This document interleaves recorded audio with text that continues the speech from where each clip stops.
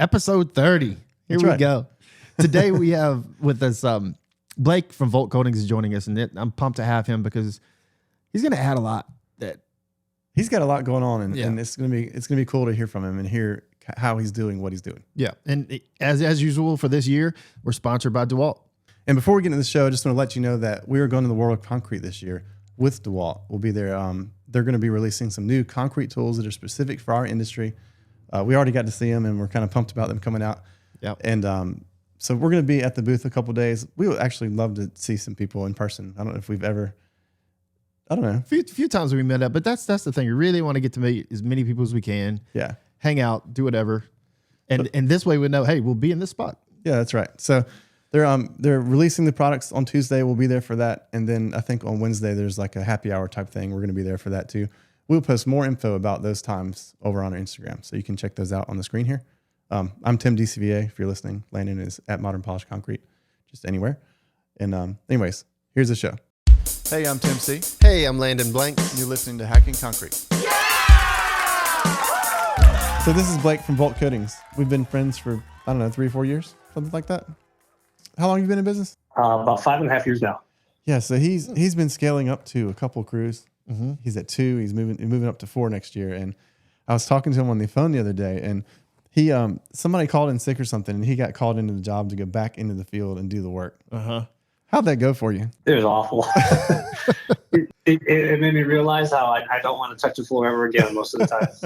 You know what's tough, man, is when you do that, when you get back in the field, you're just thinking about everything else. You know, and it's so tough to get out of that mindset. His story though was like he was there. His one guy that was there was hoping to make a good impression, and it just sounded like everything that could go wrong went wrong. Yeah, so I'll break the story down. So it's one of our crew leads, Max. Max is awesome, like hard worker, motivated, and long story short, I was talking to Tim. I was kind of getting bored with some of the office stuff, and I'm like, man, it's so repetitive. Like you're kind of missing the field to an extent. And we had a rain delay, and I was like, I'm going to jump in and help our guys make sure that we get stuff completed on track. We had a big job the following week, so I just wanted to be ready for that.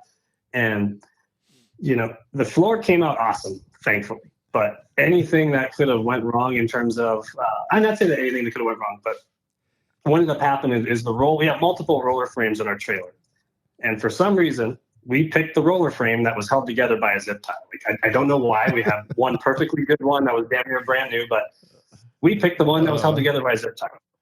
We mix our top coat, get the first. It was like we mixed like 4 gallons, maybe a gallon after that to finish the floor. Well, 5 minutes into squeegeeing that first 4 gallons, and then when I started to roll, maybe I got 2 passes in, and the roller falls off the pole. And when it's covered in polyaspartic, even if you have rubber gloves, you can't get a grip on anything. You're trying to get the wheel back in. It's no matter how hard you're trying, you have to fight panic. And it's like the more you panic, the worse it just gets. And so, we're sitting there, we're trying to get this roller back on. Meanwhile, like I'm telling Max, hey, you just gotta you start squeezing, you gotta finish that. And finally, I get it back on the pole, get 2 passes in, and it falls off again. I'm like, Max, go get another roller, go get another pole. He goes into the trailer, and maybe a couple minutes go by. I'm like, man, where the hell is Max? What is going on? So I go, Max, where are you? He comes back in, and he comes back in with just a roller frame attached to the pole, no roller on it. And I'm like, what are you doing? So I'm trying to get this roller back on, and I ended up getting it with kind of like some duct tape, but. If you ever watch Happy Gilmore, you know how he putts like hockey style. He's holding the hockey stick right where the base of it is. That was me trying to hold the roller frame and the tape that I had around the frame to keep the roller on. I looked like the Hunchback of Notre Dame. I was grabbing it where the frame meets the pole, bent over and walking along. That's how you roll? That's how I roll. And as soon as I finished, I'm like, oh man, like the stress died down. It was one of those things where I would say most crews, if they got into that position, like that floor would be lost. Like most crews, even outside of our, it would be, and it would be gone. And I finished it. I'm like, oh, it was the most stressful install I have ever been on, whether it was like, even I'd say more stressful than when I first started. Like when the first floors, you decide I'm going to do these by myself as a side hustle. And I just remember I called Tim right afterwards, and I, leading up to that call, I was telling him like, man, I'm so bored of the office stuff. It's just this, where the business is doing amazing, but it's just in this cycle of doing the same thing, the boring stuff. Change your tune. And I called him. I was heated. I was like, I'm never touching another effing floor again. Like, I love the office stuff. This is amazing. And so it was a good experience in hindsight, I guess. People are going to think, why'd you keep it with a zip tie? But like, you have to, because we have those scenarios where all this stuff goes wrong, and you're like, do I want to throw this away? I might need this one day. I mean, a zip tie, that's one of our better ones. I know it. That's true. We have motors zip tied together. There's a lot of things, doing garage floors, or like when you're if you're at a job site an hour and a half away and you forget something, like the street smarts kick in and you become pretty resourceful with, hey, what do I got? Whether it's like I got to scrape joints or you got to do what you got to do, right? And so this was one of those moments. I mean, at the end of it, I had to take my rubber gloves off.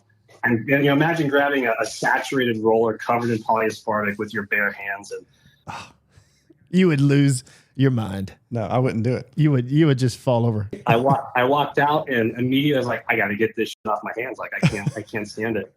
And I tried to wipe it with Simple Green, acetone, soap, wet wipes. I had paper towels, and it set up to the point on my hands to where I had paper towel fuzz on my hands for maybe, I'd say like a good 2.5 weeks. That's fine. So I'd go to a bid and like show a customer swatches on my iPad, and it looked like I got tarred and feathered on my hands. It was bad. Like the robbers in Home Depot. Why do you look like a chicken? I said Home Depot. I meant Home Alone. I said Home Depot.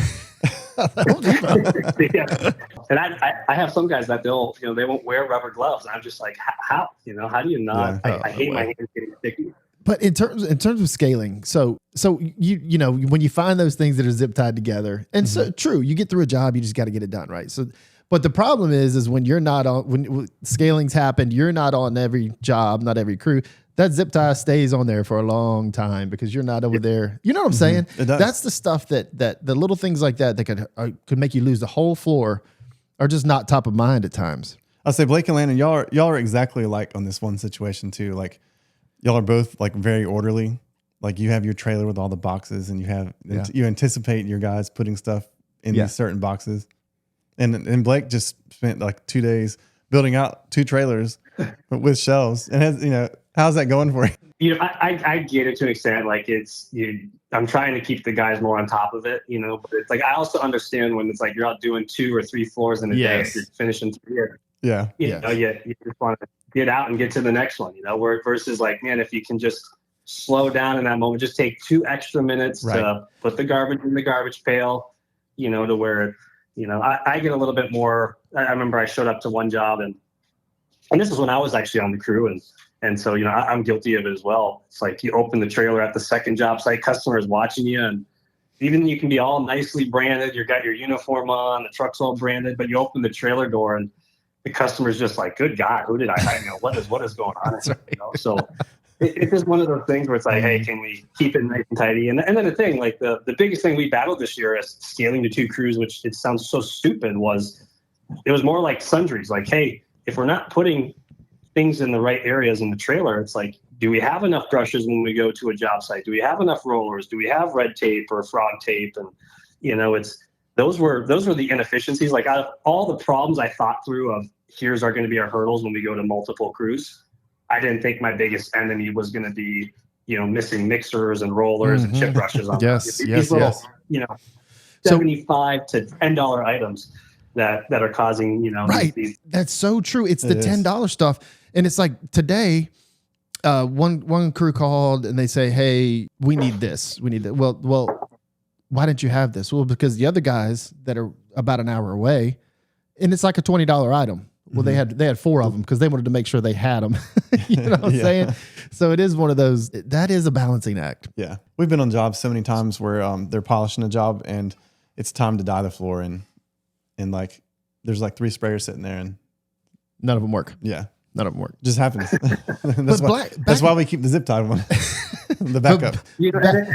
it's easy to get into, as much as you want to have these checks and balances system, it's like when you get into the busy season, you're clicking off. It's like, do you plan a half a day for trailer maintenance and cleanup and reorganization? Or it's like, do you go do another, 5 to 15 grand worth of floors? It's like, well, let's go do more floors. You probably don't have a half a day. And to go back to what you said, Blake, No. it's so huge that I'm just so thankful for the team knocking out things that, yeah, they're tired. They just want to go home after a long day. I get it. It's just, it's one of those things. So what else have you found? Like, how's it been going when you went from 1 to 2 crews? Were there any big pain points in that process? Surprisingly, every job got done really good. So I think for me the pain points are just more the issues were kind of things on my end. Like I was out. I was bridging this gap of being the only sales guy, getting out of the field. So it's like my job, as much as I kind of wanted to be more present with the team. It's like if you're kind of treating things like triage, it's like, hey, I need to make sure that I got jobs on the schedule to keep these guys busy, keep them moving. I got to make sure that we have all the product for these jobs, and everything else after that just kind of comes secondary. So, that was the biggest thing. In hindsight, too, one of the biggest issues this year was when we scaled up to 2 crews. I started booking the second crew. Like I just made a decision. Like, hey, I told myself I wanted to have 2 crews by the beginning of August. So, middle of June, early June, I started booking our schedule as if we had 2 crews. So now it's like, hey, I have 10, instead of 5 jobs on a week schedule, I have 10 jobs. And kind of what I did backwards is I wanted to make sure that I had the work before I got all the equipment in the trailer, right? And so that. I don't want to say it cost us, like it didn't cost us any floors. We probably lost a little money on inefficiency, but it's like, I wanted to make sure I had the work before I invested in all the equipment, where it's like, as we go from 2 crews to 4 crews next year, those trailers are going to be built out and stocked with all the tooling and everything they need a month before they even go on the road, so those are the challenges that we started with. But other than that, like our guys, they adapted really well, which I was really happy with. Customers really loved them. And so it was more internal kinks that we had to work out. Thankfully, it wasn't floors getting botched up or, a million different callbacks from having new crew members. Like the work got done, and that's what I was thankful for. So it's like when it came to, if I got to pick my battles, would you rather have to go back and redo floors or just lose an hour in labor from a guy having to run to Home Depot to grab a couple brushes? I'd much rather have that end of the spectrum. Yeah. I find where I fail in the whole having like multiple crews and not being on the job site and stuff is that I just do like stupid stuff because after being an owner operator for so long, I go out and I'll do the estimate myself. I'll remember what needs to be done on that job, and I don't really write anything down. I make a note on my phone what color they chose, and that's pretty much it. And then I've been making myself fill out our schedule, and when I fill out our schedule, I put that data in there. But I just forget sometimes to do that. And the guys are like, call me at 6 a.m. Like, our schedule doesn't say where to go. It doesn't say what to do. And then on top of that, they're like, what flake color is it? Oh, we don't have that color. And like, I forget the simplest of things because now that I don't have to be there tomorrow on that job site, I stop thinking about what do I need to be there that day. I in my mind, I've handed it off. That's such, because it's like so much is in your head, and so many times I make the mistake of that. All of a sudden, I just think it's projected onto other people's minds. Yeah. And it's not at all. No. And so just this morning, like, what are we doing? What do we do? What do you mean? What are we doing? Well, they don't know, Yeah. Not what job they're going to, but what about this? What about that? And I'm like, you should know this. Troy asks me all the time. He's like, well, how many garage doors are there? I need to know how much, because we take boards to cover the bottom up. How many garage doors are there? And I'm like, I don't know. Yeah. Well, he said, well, didn't you go? Yep. I was like, yeah, I went, but I didn't think that I had to deal with that. So I didn't process what that was. So now you do so many bids too, to where, I used to remember every bid, every person, every house. Like even someone called me 2 years ago. It's like, I remember their name, to where it's, now as you start to grow and there was weeks where I would do 25, 30 bids. And so it's, you have to take those extensive notes, one, to just to remember the customer and all those things where you don't lose that. But then it's just, there's a lot more going on right now than where you were 2 years ago. And as you start to grow, like you have to be more disciplined in the note taking, especially as you're relaying that to your guys when they're going to a job site and you're not, right? One question I'd ask you guys on your journey, like, has it been because Tim, you kind of experimented with, like you have multiple crews going, Landon, I want to say you do too. Mm-hmm. I think going from one crew to two crew has been, in my opinion, a little bit easier than going from owner operator in the field on every job to like stepping back on the job and not being present during that install. Like, I think that was the most difficult hurdle for me by far as of right now. Yeah, that was hard for me to like. Just today, my guys did a garage, and I'm like, "Do y'all want me to come with you tomorrow? I'll come help you top coat tomorrow." Like, I just have a hard time letting go of it.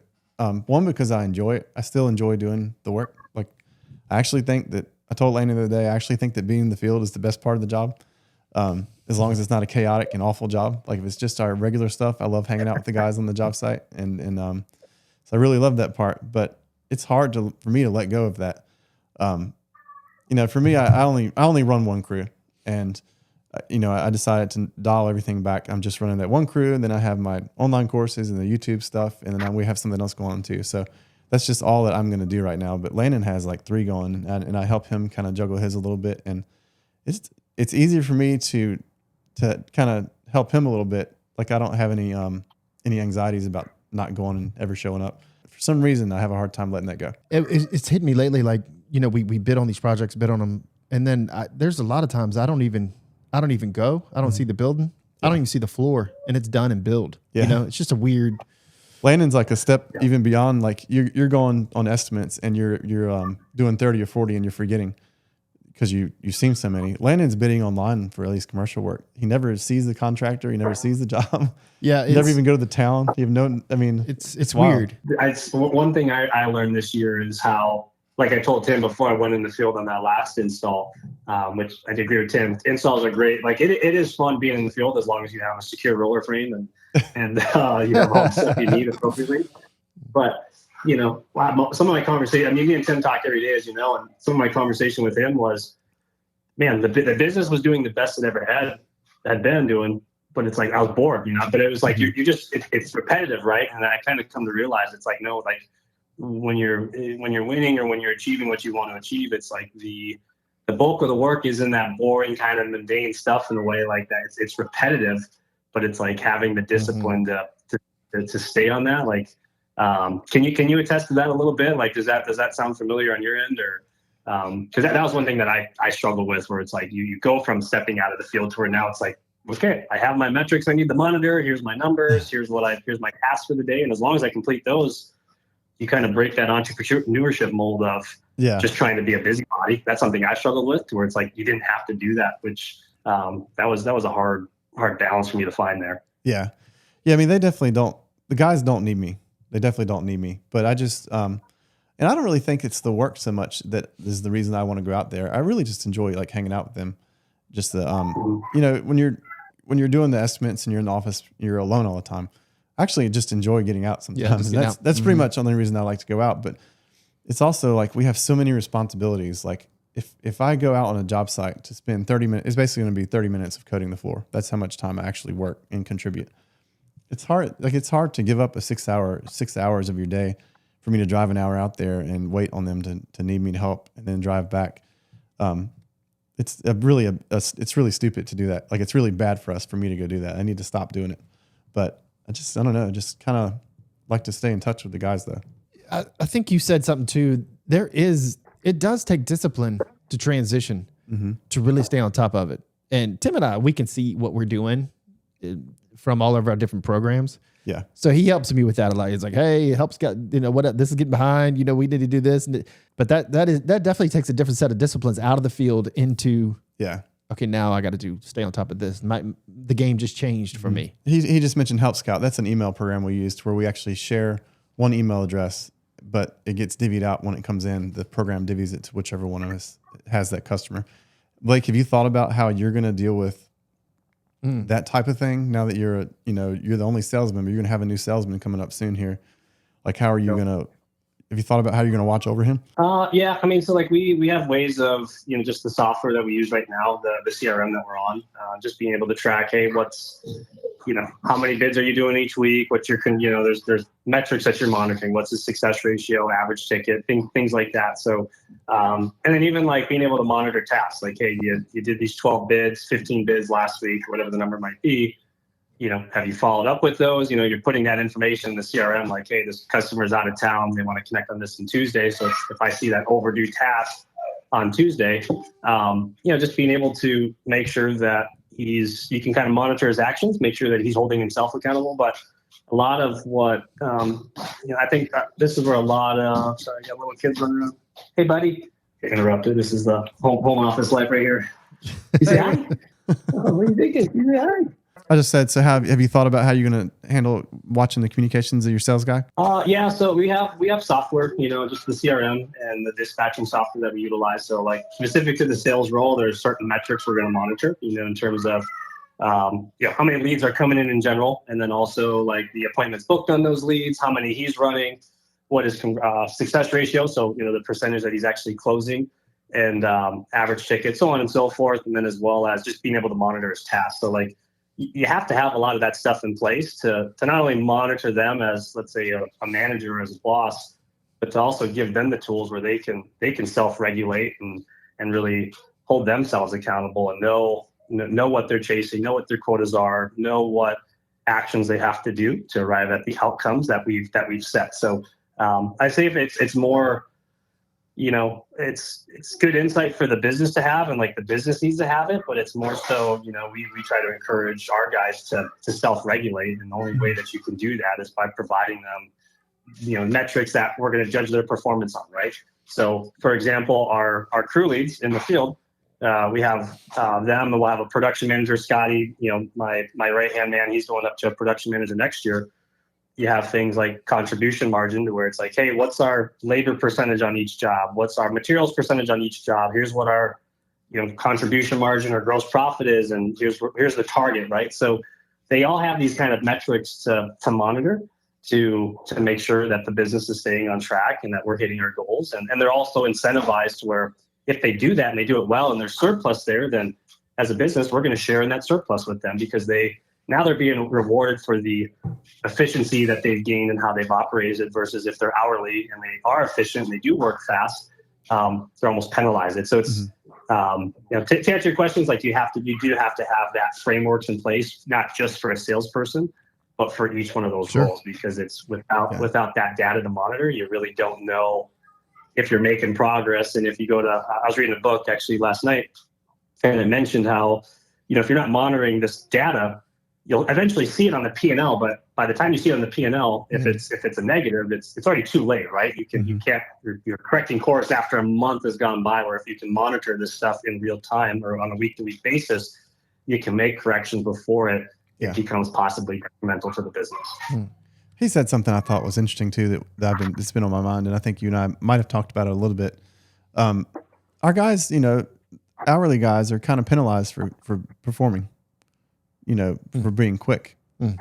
Are you are working on some sort of incentive program that you're going to do for your guys whenever they hit certain targets? It's more tied to margin, and then there's a couple things tied to like customer feedback and reviews, and so I've seen people do performance pay to where it's like, hey, you got like, we want this job to take 8 hours. If you do it in 6 hours, you're going to get paid the amount we budgeted. You're going to have that excess, right? And you have to be careful with that too, because it's like, hey, if I allocate 8 hours for this job to be completed, and you guys are getting close to that threshold where you might get over, I don't want them to shortcut it to get done in 7 hours, and they're not hand grinding the perimeter. Because you could mess up the prep, and and it's not like lawn care, to where if it was lawn care, for example, we're going to give you 2 hours to mow this yard. If you do it in an hour and a half, you get that half hour you saved, and it'll grow back. It'll grow back, right? Where it's like, hey, if you skip a corner on the floor, just because you're trying to hurry. So it's you have to be careful how you choose your performance system, and there's a lot of different ways of doing it. We're trying to kind of sort through that ourselves. That's a good point. But it's, hey, if I've allocated 8 hours to a job, but to really do it right and properly, it's going to take them 9 hours or 9.5 hours. Go ahead and do that. I'd rather eat that extra labor cost than them trying to save an hour and a half, and then all of a sudden a month from now you're getting this call back of something's going on with the floor. He's really metric and data based. You and I are just we've been doing our stuff so long that we kind of have a feel for I feel like I shouldn't say this. It sounds really like how could this be? But I feel like when we're on the job, you and I know that we're being pretty profitable, or we're doing average, or we're doing bad. Yeah, you just know, and you could tell. So every day when they check in to me, Yeah. if I know where their progress is, I just know. Yeah. Right away. But our work's a little bit different. Yeah. Our works are weeks at a time. Right. A week at a time. Whereas you guys kind of flip them pretty quick. Coatings are a 2-day project every time, so it's a little bit easier to like plan and track. But I do think that is part of just being in business, though. We kind of have our eye on that. But it would be nice if we could come up with some way to take that info that we know and translate that into some sort of performance pay for our guys without having data to support it necessarily. Well, just think it through this real quick. I think it's Blake. You mentioned so the crews in the field know where they are. I think that would I think that's pretty awesome for them to know that. Like, we are being efficient. We're getting this. Honestly, they start having that information, then they can come to us three and say, "Hey, I'm hitting my goals. Could we look at a pay raise?" And I'll be like, "You know what? You are." Yeah. It's important information. It is, because right now I'm on a system of where, like, if we're just doing good, I just pay a little bit extra money, and the guys are used to me doing that. But it kind of stinks, though, because they don't know when it's coming. So it would be nice if they had something to work towards instead of it just being based out of just generosity. Yeah. So Blake, we've been in this thing over 20 years. You've been at 4, and we're like, man, I know it. That's some good stuff. Yeah, I definitely think too. I mean, on my end, it's that pursuit of what is if you are doing like database stuff, it's or not even database. It's like I kind of try to look at what the big companies that are out there and study them. And it's like, how are they doing it? You're trying to see around the corner. You're trying to reverse engineer, and you implement things, you try things, they don't always work out, and then you just move on to the next one. But, what's interesting is this year is most employers in our space, or even any other space, it's kind of not wanting to share financials with your guys. And, I've had the conversations with our guys of like, hey, here's what the goal is this year, top line revenue, like here's the targets we want to hit, gross profit. And now it's like them being able to see like, hey, this net profit amount, like, that's going to support the growth of the business. That's going to support more opportunities for them and prospective employees. So like all of our guys, like, as we're in the middle of summer, each week I would tell them like, hey, we finished X amount in production. We did 30 grand. This crew did 40 grand in production. This one did $44,000 in production this week. Here's what our labor was on that. Materials were on that. And, it's cool to be able to share that. Like our guys know generally, like, here's how much we're going to spend on marketing next year. Here's how much we're going to spend on labor. Here's how much we're going to spend on materials, so on and so forth. And so like, I think they kind of feel, they definitely feel like they're a part of the journey. They're a part of the vision. And then when you can have some data points for them to self-regulate and monitor themselves, now they have a target. They're not just kind of showing up and going through the motions each and every day. They have a way to, hey, if I'm bonused off a margin or efficiency or customer service, they have measurable targets and then even measurable things that they can do to impact that positively or negatively. They're not going to intentionally do it negatively. Yeah. But, so now it's, you have this vision of where the company is going. All your team is on that same page, and each of them knows, like, they all work together. So like if a salesperson, if a crew lead and a production manager, if their performance bonuses are tied to margin, then it's like, okay, the salesperson could sell that job at a really good margin. But then if production messes it up, well, the sales guy doesn't get his bonus. And then vice versa. Like if the sales guy underbids it and production knocks it out of the park, but because it's underbid, like our material cost is higher, then it's now production doesn't get their bonus. So it's when there's efficiency and when there's excess and they're bonus together, they all, like, the business shares 33%, and the salesperson shares 33%, and then the production team shares 33%, because it really takes everybody. Like the business is the one that's going out, sourcing the leads, providing the infrastructure and the frameworks to keep everybody busy, to keep this machine going. The sales guy is the one that's bringing the jobs in, and the production's the one making sure jobs are getting done, and they're getting done to not only our standards but customer standards. So it's, you can't have one leading more than the other. Like they all connect together. And I'd say that's what's really cool is I've had a couple people, shadow us a little bit for a day, and they're like, wow, you share a lot of information with your employees, and there's not a negative connotation or view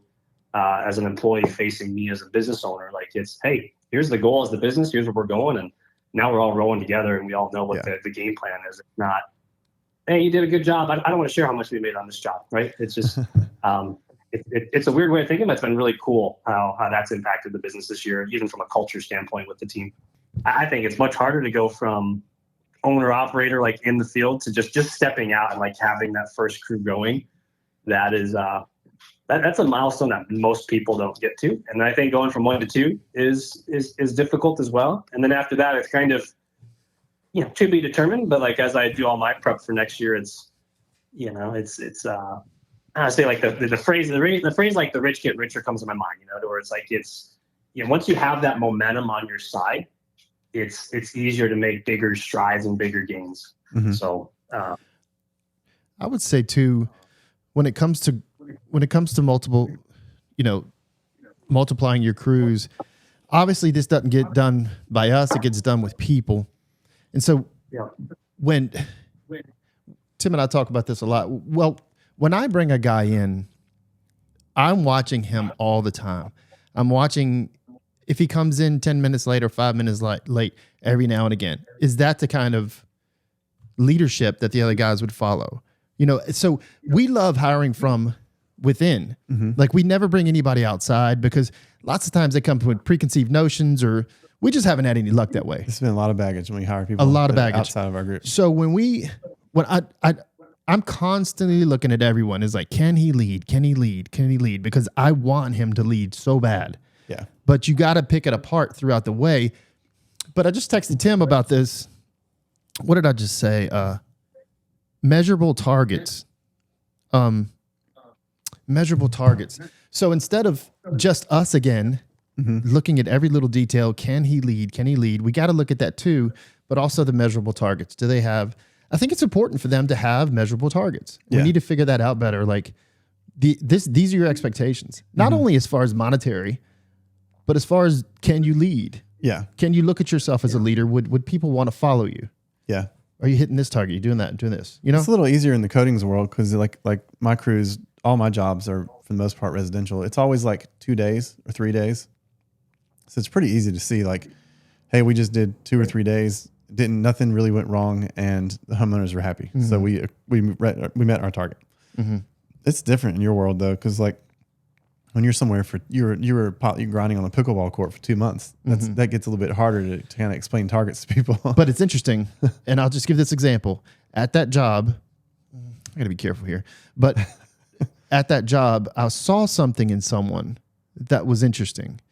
They were doing a part of the job that we needed to fulfill for that day, but there was a break in that time to where he wasn't needed to do what he was doing. And instead of hopping in and helping out, he just waited. Oh, funny. And it made me think right there is like, okay, I see that. That's for me, that's huge. Yeah. Because guys want to follow guys that would do anything for you. Mm-hmm. So I don't know. It just makes you, I like the measurable targets. Just got to Aspect. figure them out. Huh? We just got to figure them out. Speaking on that a little bit, Yeah. because we've hired internally and then externally. Like one of our best guys, or I'd say talking about a couple of our guys. It's been Scotty. He's my brother-in-law. He's been my right-hand man since day one. Phenomenal. Max, I recruited him from Indeed, and like I probably went through 30 people, 30 different interviews to get to him. But Max is phenomenal. Ben is somebody that we've recruited internally, and along the way throughout this journey, like we have.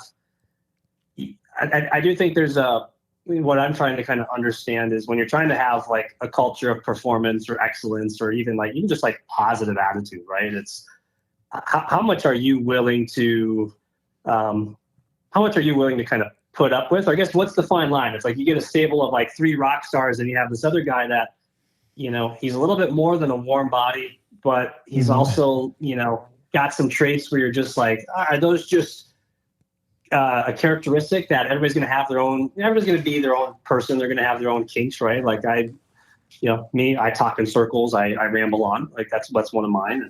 But it's like I think that's what I'm trying to figure out is how much of that do you allow? But also talking about kind of that thing that you just kind of mentioned, Landon, is some of those instances is when you have measurable targets. Like there was one aspect this year where one of our guys just wasn't performing the way the rest of the team was, and the jobs were still getting done right. So it's like that's metric number one. Like, hey, as long as the jobs are getting done right, customers are happy, then it's is how urgent of an issue is it to solve this personal problem, right? But the one thing that we did wrong is we knew areas that this person could improve, and I thought we communicated that, and just nothing ever happened, right? We're like, as we look ahead at next year, and in some of those instances, it's, hey, we're going to come alongside you. Like, one thing that we did wrong this year, not wrong, but it was just the nature of how we grew this year, was we trained a couple guys in, got them really efficient. They were with us. We probably had a 4-man crew for about a month and a half, and then we were able to split them off, and it was kind of like, hey, see you later. And luckily the work got done right, where now it's like coaching. It can't go from, training someone in for 2 weeks and then just sending them out to the wolves and hoping they figure it out. Like, it's got to be this continuous process. So, so with this one specific employee, like, one thing that how we would approach it now is saying, hey, our crew lead is bringing this up to us. We're going to come out and like coach you in these areas that we think you need some work on. Here's what we expect from you. Like, here's where we need you to see improvements. Here's that time frame. And then letting them know up front, if we don't see that within the next 2 weeks, after we've given you resources, we've given you tools, we've given you coaching, training, and support to fix these things that we're seeing, then it's maybe you're not a good person for Volt. You're not the right fit for Volt, or just this position. And that's okay, but it's like, I think being clear and concise of what we're expecting of our people, and trying to lead with that culture of excellence and performance. And, you also see some of if you do have a person on the team that does have some negative characteristics, how that can affect culture really bad, affect the mood of the entire team. Even if that one individual isn't working with the other crew, it just bogs that momentum down. It bogs that excitement down to where, I'm sure you guys experience this. It's like when jobs are going good, the team's vibing, everything's really good. You're hitting your goals as a business. These guys are hitting goals individually. Like, that's a fun place to be. Like, to be with inside those 4 walls of a business, that's where you get excited about the growth. And those are the days where you're just sitting there like, hey, this is worth some of the bad days. This has been worth the hurdles. Like, you're finally seeing, here's the vision that I wanted to go towards, and you're getting some validity on, hey, it's happening. We're making progress there. Yeah, definitely. There's two, we can keep going with whatever, but there's 2 things that just happened recently. It was like yesterday, Corey was pouring that pad. Yeah. And we had a guy that no hard feelings or anything. It just, he went a different way recently. Yeah. And, Corey said, culture is everything. He did. When he said that. Yeah. And it struck me because I told Tim I met with a guy he has 500 employees, is in 2 states. And he was gracious enough to talk to me for a little while. And one of the main points he kicked on was culture. Yeah. And about how long it took him to move that many men into the type of culture and women that he wanted his company to be like. Yeah. And so I think we need to hit on that heavy now. Yeah. Early. Hit on it early, what your culture is, and stick to that. That's funny you said that. It's funny he said that, because it never dawned on me that was the reason that other guy didn't work out for us. It just wasn't working, and I never put that together. Yeah. It's like, it was a culture thing. That's what it was, though. Yep. Now that you said that, that's funny. Definitely. I always kind of wonder what company culture meant. It just seems like such a hip word for people to say, but I guess that's a good example. And the beauty of it is, the owner is like you get to shape that. Yeah. That's a pretty cool thing. Yeah, it is. And I mean, it gets tough too, when you are recruiting people and it's like, hey, I need guys now. Yes. I think it's important to kind of, that's one experience that I've been through is, hey, we've had some warm bodies in the past where it's like, again, it's as long as the work's getting done, that's great. But it's like, when you can have that culture piece, it's game changing. And so like that's probably been the coolest part of my team, is like going from owner operator where it was just me and Scotty doing installs to where now, like this summer we were up to 5-6 guys. And then next year we'll probably be plus 15. We started having these Monday morning meetings of recapping wins, kind of solving problems from the week previous or the week ahead. And you start to see that culture. I got to take my guys to Topgolf, and like, that was that culture piece and that experience. That was more meaningful to me than like the revenue numbers we did, the profits numbers we did. Cause it's like, man, part of even with Volt and like the branding that we have for it, it's all about kind of doing stuff differently, showing up differently, having that culture piece where we want people to want to work at Volt. And I think it's kind of, there's an old phrase where it's like, good work comes from effort, great work comes from passion. Well, it's like passion's only going to come from your guys if they're truly happy doing what they're doing for the people that they're doing it for. Well, I just think I'm encouraged myself. This has been great because it's just so valuable to bounce ideas and bounce how different aspects of business off people, and you can really glean and learn. I agree. And for me, I like, there's so many, like right now it's just the garage floor craze. And there's so many of those garage floor companies out there that are like franchises and chains. Then they're like, we have 50 crews. And I get people contacting me through my course online all the time. And they're like, I want to take your course, but I want to buy a franchise because they see that vision of a bunch of crews. And I want to show them this and be like, no, look, you don't need that. You can do this completely on your own. Blake is doing it. He doesn't really have any help. He's totally doing it on his own. I mean, other than just friends like us on Instagram, we bounce stuff off each other, just, a small community with a small community online that you can meet. You can do all that on your own. Like you don't need the big chains. I think one thing I've learned this year, just piggybacking on Tim, is how valuable, I'd say, even like your course, how valuable they are and the insight you share there. But even understanding there's so many different routes that you can go as a coating business owner. It's like you can go the franchising route, and it's like you can go. There's even times for me to where it's like, hey, staying at 2 crews, like there's value in that, right? Like as you start to go beyond that, it's kind of, hey, how is this extra work going to impact maybe your quality of life or the extra stress, And so it's like, yes, bigger. In this case, bigger's not always better. But there's a lot of different ways that you can go, and there's no one specific path anybody has to follow. And I think that's where I second your advice, Tim, is, you can get into it, get started, and then just, you'll figure out like, hey, when you go through going from 1 crew to 2 crews, there's a lot of burden to take on there. And you ask yourself, some people want to do that. Other people, they don't want to. And that's completely fine. Like my dad, for example, he owns a very profitable concrete flatwork business here. He's done it for 20, 30 years. And, he works 7 months out of the year. He's got 1 5-person crew, crushes it for himself and doesn't have to have all this extra burden of, 2 crews, 3 crews, whatever it is. He's got a really good life. He's got his cars, he got his vacation, he's got all his toys. And like, that's an amazing life, an amazing opportunity. But yes. Kind of landing the plane a little bit too. Just speaking on that is one thing I would say is no matter where you're at on your journey, like even as I look at some of these big companies and they're much bigger than me, some of the biggest out there, and you talk to them, coming to the realization that not everybody, even the companies that are big, they're still facing challenges. They're still facing problems. Like I know specifically of a company that does $20 million in revenue a year and they're not turning a profit, right? So it's like what you think might be amazing on the outside, on the inside, it's if you only knew, it's really not as glamorous as you might see. And that's not to deter someone from wanting to go to have a $20 million business. I'd love to have a $20 million coating business. And it's like, I think with Volt, it's possible. Yeah. But I think to get to my point is, there's always going to be a problem that you're going to solve. There's never going to be really like a knight in shining armor. Like your coaching and your courses give people so much information, and you've given me so much information. And I think of you in my journey, it's like you can have that information, and just you have to realize too, there's still going to be a lot of stuff that you have to buckle down, bear down, and that you have to solve yourself. Like nobody can predict everything that you're going to go through.